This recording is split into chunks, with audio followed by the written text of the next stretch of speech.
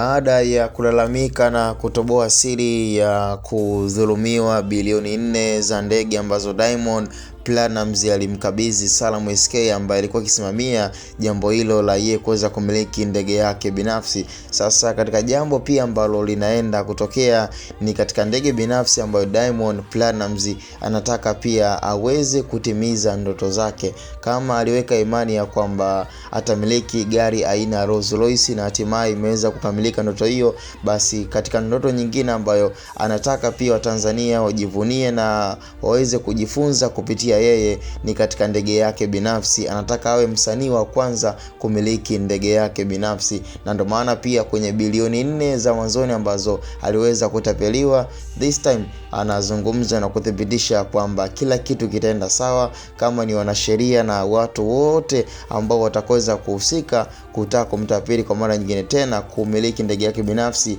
basi hili jambo sasa hivi linaenda kuwa ni mwisho. Na katika swala pia ambao inabidi Tanzania waendelee pia kuwa na subra ni katika jambo ambalo Diamond anaenda kulifanya la kushusha na kuleta pia ndege yake binafsi ambayo inaenda pia kuwa ni funzo kwa wale ambao wameshakata tamaa na kupambania ndoto zao. So cha msingi ni sikuchoshe sana, lakini kesho nakuwa mtu wa kwanza kusubscribe ndani ya Bongo Umbea TV.